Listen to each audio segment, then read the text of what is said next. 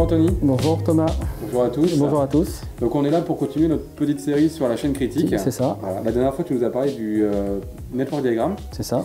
Qui était la première étape et maintenant tu voudrais nous parler de la deuxième étape. Oui, ce qu'on va appeler le pipelining. Okay. Donc si vous lisez le livre, en fait, la chaîne critique de Goldratt qui a été créée en 91, en fait le pipelining n'y est pas fait référence. Le livre est vraiment très bon, mais néanmoins c'est quelque chose qui a vraiment commencé à émerger début des années 2000-2005, où en fait le constat était que au-delà des problématiques inhérentes à la gestion de projet à l'intérieur d'un projet, on constatait qu'il y avait énormément de projets dans l'encours. Et en fait, la théorie des contraintes a fait émerger en fait ce concept de pipelining qui va consister en fait à regarder l'ensemble des projets en cours et à appliquer en fait des méthodologies de flux tiré à l'intérieur de cet aspect. Donc en fait le pipelining, comment ça marche, hein, c'est un entonnoir de projets assez classiques et en fonction de l'entonnoir, vos projets ont différents statuts. Vous allez avoir les projets qui sont au stade de boîte à idées, qui sont non démarrés. Vous allez avoir en fait les projets qui sont prêts à être démarrés, c'est-à-dire il y a le network diagramme de fait et on a validé en fait l'importance de ce projet. Et ensuite on va avoir l'importance, enfin les projets en cours et ensuite donc les projets qui sont terminés. Et donc en fait ce pipelining va avoir un fonctionnement assez particulier, c'est qu'en fait à travers le nombre de projets qu'on va vouloir garder dans l'encours, on va appliquer une technique de flux tiré par rapport en fait soit à la ressource critique ou par rapport à des événements de projet pour justement déclencher le lancement des nouveaux projets. Par exemple, on a un client qui fait des prototypes d'un produit pour ensuite les industrialiser. Okay. Il sait en fait que quand son prototype est validé par le marketing, en fait, il va pouvoir lancer un nouveau projet. Et comme ça, c'est un moyen pour lui de réguler l'encours des projets et d'éviter aussi pour lui que le service marketing lui donne 50 idées à faire en même temps. Okay, donc comme ça permet vraiment à l'équipe de se concentrer en fait sur le projet, le pipeline et les différentes règles. Ça veut dire que toi, quand tu déploies la méthode, tu n'amènes pas tous les projets en cours jusqu'au bout, hein. Tu commences par réduire l'encours. C'est ça. Brutalement. C'est ça. C'est ça. C'est-à-dire, à quel niveau par exemple? Tu as un pourcentage de... En fait, on peut parfois diviser l'encours par 2, voire même plus. Hein. Je me souviens d'une entreprise où elle a divisé par 20 le nombre de projets qu'elle avait dans l'encours. Pourquoi ça? Parce qu'en fait, on va le comparer par rapport à l'organisation, on va regarder si ça fait sens. C'est-à-dire quand vous avez une équipe de 4 personnes qui travaillent sur 80 projets, on se doute bien que 80 projets c'est trop, et on se doute bien que probablement entre 4 et 10 à avoir en même temps, c'est le bon chiffre. Donc on est en train de diviser par 8 en fait la durée, enfin le niveau en fait d'encours à l'intérieur du projet. Donc ça en fait c'est une étape qui est assez difficile parce qu'elle est beaucoup plus managériale que technique en fait. C'est-à-dire qu'en fait il suffit entre guillemets d'un point de vue technique, on identifie les projets puis on retire, on gèle du moins ceux qu'on n'a pas envie de faire. Ça ne veut pas dire qu'on les fera pas, hein, ça veut dire qu'on les fera en fonction de la règle qu'on aura définie. Donc c'est pas parce qu'on les gèle qu'ils vont se terminer plus tard. Ah non, c'est pas non parce qu'en fait on va libérer l'encours et en fait ce qui se passe c'est qu'avant les projets ils attendaient que la ressource soit disponible ou tout un tas d'autres éléments et donc en fait c'est comme ça que le projet se retrouvait dans la file d'attente. Alors qu'il vaut mieux démarrer un projet avec tous les éléments plutôt que de faire croire qu'il est démarré alors qu'en fait il n'avance pas.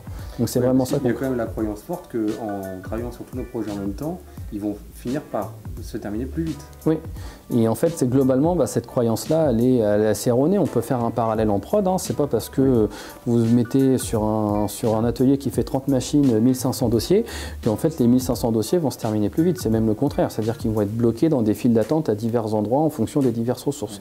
Donc c'est en ça en fait que nous, notre approche elle se différencie, c'est qu'on est bien en train de parler de management de projet par le flux et pas uniquement que de la chaîne critique pure, puisqu'en fait ça fait appel à d'autres principes tels que le lean engineering ou tous ces éléments-là. Ok, tu insistes bien sur cette posture managériale depuis 2-3 vidéos là maintenant. Oui. C'est vraiment un des facteurs clés de succès. Mais en fait, quand on attaque la formation, les gens prennent conscience qu'il va y avoir des changements de posture en fait, qui vont devoir être faits. Et en fait, si à un moment donné, ces changements de posture sont un refus catégorique, le plus simple, c'est de surtout pas démarrer. Parce qu'effectivement, si on sent que c'est trop compliqué, trop brutal, il vaut mieux pas démarrer plutôt que de démarrer à moitié et de se dire qu'on s'arrangera avec le temps. Et c'est encore plus vrai dans le pipelining, parce qu'on va se dire que voilà, sur 90 projets, là, le client il va passer de 90 projets à 10. Il y a 80 projets où il va faire le choix de se dire c'est pas prioritaire tout de suite. Oui. Et ça en fait ça va faire peser les épaules, ça va peser sur les épaules du comité de direction. Oui. C'est-à-dire que par exemple sur ce client-là qu'on a en tête, en fait c'était des nouveaux produits qui allaient être mis sur le marché. Quand le responsable marketing, le responsable commercial, il dit non mais c'est ces 10-là que vous allez faire parce qu'en fait moi je vais les vendre, d'une certaine manière il s'engage à les vendre. Il va s'engager dans ce processus lui aussi. Alors que d'une certaine manière, avant, quand il y avait 90 projets dans l'encours, les projets ils sortaient un peu comme ils pouvaient. Et puis ensuite, en fonction des projets qui sortaient, on pouvait se cacher en se disant « Ah oui, ils ont fait celui-là, mais finalement, c'était peut-être pas ce meilleur produit-là à l'instant T qu'il fallait pour le marché, ça sera peut-être pour plus tard. » Là, en fait, finalement, on pourrait presque dire que ce pipelining est une sorte de processus SNOP où en fait on va regarder les besoins en cours, les besoins de marché, on va faire les choix sur ce marché et on va les injecter dans l'encours et on va faire ceux qui répondent le mieux sur les attentes. Parce qu'encore une fois, le SNOP, comme en supply chain, il a pour objectif en fait de répondre à un business plan. Il ne s'agit pas que de sortir un plan de fabrication. Ok, donc c'est un parti pris fort, oui. Un pari. Les clients que tu as accompagnés qui ont décidé de suivre cette démarche, il y en a combien qui sont revenus en arrière en disant bon attendez, ça va pas? Pour l'instant, on n'a pas de clients qui se sont dit on remet les 80 projets à toute berzingue. Ça c'est clair. Par contre, on a un certain nombre de clients qui à un moment donné ont réajusté en fait, la dimension en fait, du pipeline. Okay. Pourquoi ça? Parce qu'en fait, quand on a 90 projets à 4, en fait, il faut être honnête, quand on dit qu'on veut 10 projets dans l'encours, on ne sait pas si 10 c'est le bon chiffre. Oui. Ça pourrait être 8 comme ça pourrait être 12. Et en fait, on voit beaucoup chez nos clients ce phénomène où à un moment donné, ça baisse un peu ou ça remonte un peu parce qu'effectivement, les ressources se retrouvent inoccupées ou alors il y a des événements qui font que la variabilité autour du portefeuille projet est telle qu'on a besoin de mettre un ou deux projets de plus dans l'encours pour, entre guillemets, assurer un bon taux d'occupation des ressources.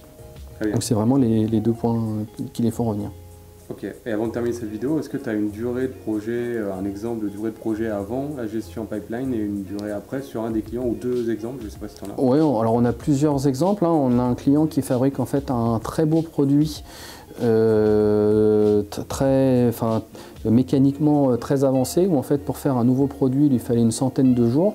Et aujourd'hui, rien qu'en appliquant cette règle de pipelining, c'est-à-dire qu'en évitant d'avoir trop de projets dans l'encours, il arrive à faire tomber ce même produit en 25 jours. Okay. Donc ça c'est le premier exemple. Le deuxième exemple qu'on a, c'est avec une autre société qui elle avait énormément, elle avait 95 produits dans l'encours et en fait elle est passée de 95 produits elle a divisé par 20 son niveau d'encours où en fait il lui fallait 6 à 8 mois pour développer un nouveau produit et aujourd'hui elle est capable de développer ce nouveau produit en 1 à 2 semaines. Et là où ça devient intéressant, c'est que quand on est en fait sur ces typologies de réduction d'encours, on peut attaquer des marchés qu'on n'attaquait pas jusqu'à maintenant. Par exemple, en fait, une de ces deux sociétés-là, elle a en fait un business qui lui permet en fait, de satisfaire des besoins spécifiques aux clients. C'est-à-dire qu'en fait, elle est capable d'avoir une offre qui dit, voilà, en 2 semaines, on va pouvoir vous faire le produit rien que pour vous. Et ça, c'est un élément qu'ils ne pouvaient pas faire avant. Et ça, pour le coup, c'est un élément très différenciant sur leur marché. Okay, voilà. Merci beaucoup, Anthony. Merci beaucoup, Thomas. Merci, merci, au revoir.